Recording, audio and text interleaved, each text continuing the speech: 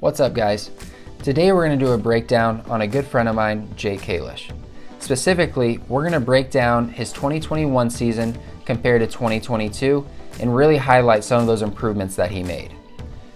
When we look at it by the numbers, we can see that he got better in just about every single category.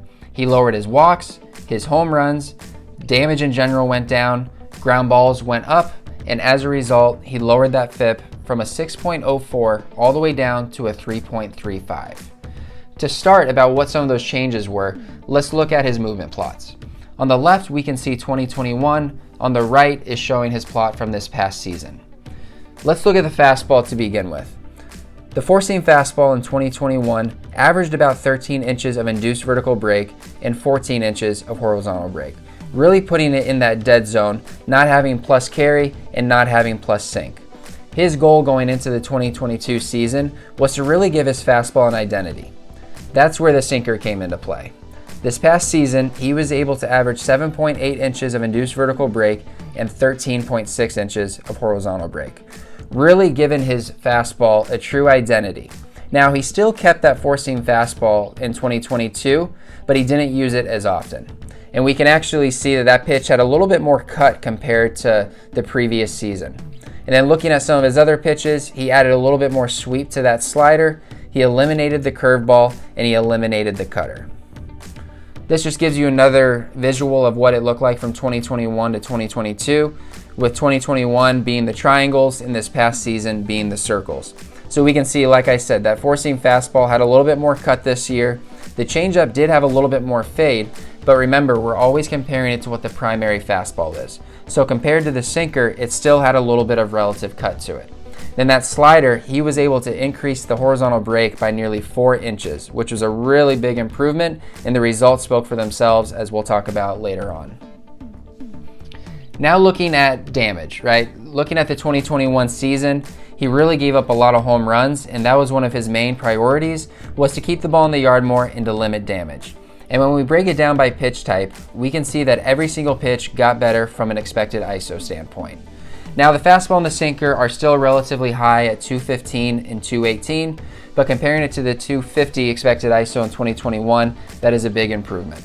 The slider made the biggest jump, going from 225 all the way down to 104, and that changeup had a good improvement from 318 down to 289. When we look at his usage this past season, left versus right, we can see that against lefties, he primarily worked that sinker-slider combination with an occasional four-seam fastball. Against righties, he had more of a full mix, using that four-seam at 21% of the time, sinker 32%, slider 34%, and then that changeup at 12%. Now breaking it down left versus right this past season from a performance standpoint. Being a sinker-slider guy now, we would expect him to have more success left on left versus right. And we can see that the numbers support that. His swinging strike percentage was at 12.6% against lefties compared to that 11.3% against righties. The expected ISO was way lower against lefties at 133 compared to 202, and then that expected WOBA was at 284 against lefties compared to 341 against right-handers. Now let's break it down by pitch type, left versus right, to really see how those pitches performed this year. We can see that the four-seam fastball induced more swing and miss against righties like we would expect, but he was able to limit damage more against left-handers with that four-seam. The sinker did have lower swing and miss against lefties and righties, which was a surprise to me, but the damage was dramatically different with a .074 expected ISO compared to a 300 expected ISO against righties. And really, when we're looking at sinkers, that's the main focus. It's not going to be a high swing and miss pitch typically, but what we do need it to do is to get ground balls and to limit damage. And against lefties, Jake did just that with the sinker.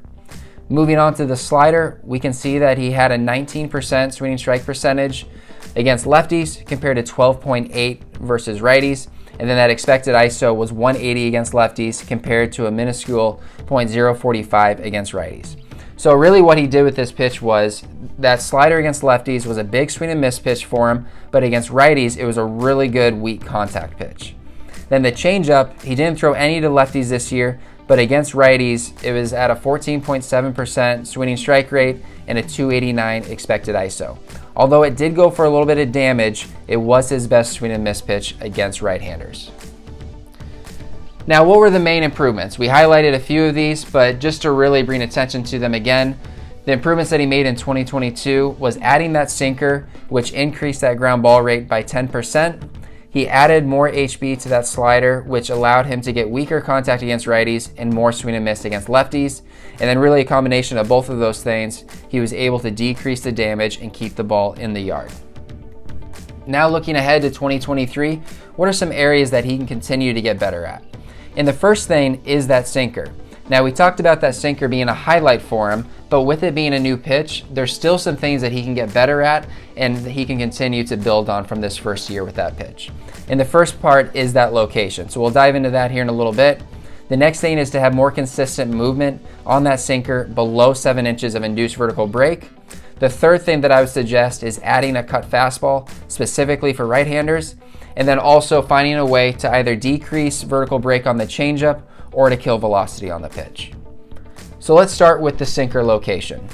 Here on the left, this is highlighting where he threw that sinker primarily to lefties, and we can see most of them were middle to middle in, and he was able to get a 78% ground ball rate with the sinker against lefties, which is absolutely phenomenal. Now there could be a little bit of room for improvement, right? We could shade a little bit more inside and probably a little bit more down, but all in all, he got the results that he wanted with that pitch to lefties. Against righties, that ground ball rate was much lower at 44%, and we can see that he worked mainly middle away. And when we look at where the locations were that he got the best results from a ground ball perspective, we can see that against lefties, he was really in the ideal spot. Working middle in, I would say, more times than not, if he's working down with that pitch, it's gonna get good results as well. But as long as he's getting it inside and allowing that pitch to move in on the hands, it's gonna get good results like it did this year. Now against righties, there is opportunity to fine tune this location. When he located it in the bottom half and on the inner half, he had a 73% ground ball rate compared to the 44% that we talked about earlier. So, and really when you look at the red, there's a lot of red just in that bottom half. So step one would be, let's just throw this pitch more down. And then once we get that mastered, then we can start to shade inside with the pitch as well. Moving on to the induced vertical break.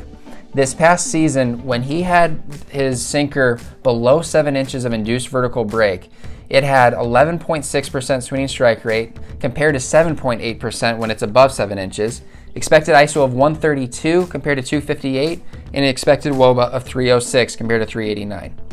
Now all of these things make sense, right? If this ball has more bite to it, more depth, he's going to get more ground balls, it's going to be moving more, so they're more likely to swing and miss at it, and he's going to keep the ball in the yard.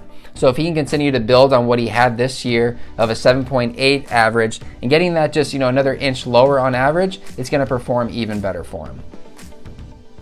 Now the cut fastball.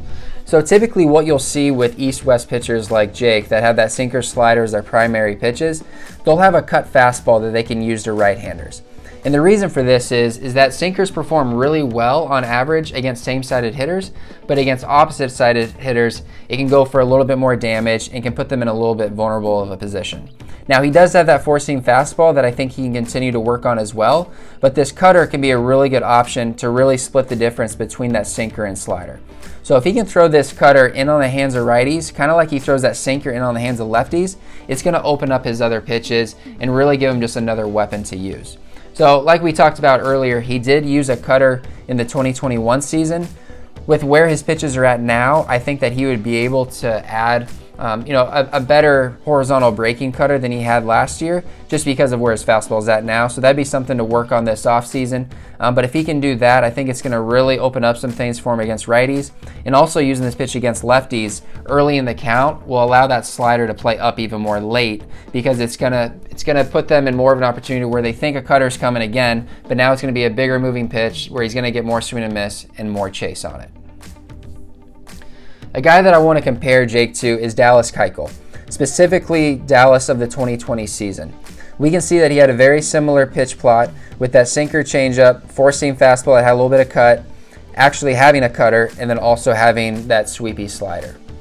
So really what I think that Jake can do, and what Dallas did a really good job of, was using that cut fastball to righties that opened up that changeup for him. So this is just another reason to kind of support that idea of having a cutter, because it's going to make his secondary pitches even better, and it's going to give him a weapon to throw inside to right-handers. The next thing is killing velocity or killing induced vertical break on the changeup.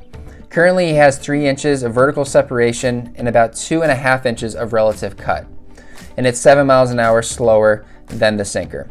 If we're going to go for the velo kill, if we can get that closer to the 10 mile an hour mark, even if it has minimal movement separation, it's still going to allow him to get weak contact on that pitch and the occasional swing and miss. Now, if we are going to try to add movement, we're going to have to really experiment with different grip options, because sinker ballers typically have a tough time getting a lot of separation on the changeup just because the sinker is already diving so much. They're usually going to have to rely on some sort of seam shift effect to get more depth on that pitch. So in summary, some of the things to highlight from this year that he got better at from 2021 was he cut his FIP in half, he added a sinker that increased his ground ball rate, and as a result of those two things, or as a result of adding the sinker and that slider, he was able to improve the damage control and keep the ball in the yard. Looking ahead to next year, some things that he can continue to work on is to fine-tune that sinker. Continue to add a little bit more depth to it and throw it to proper locations. The next thing would be to add that cut fastball to give him a weapon against righties and do a better job of putting them away. Then lastly, working on that changeup to either add a little bit more depth or to kill velocity on the pitch.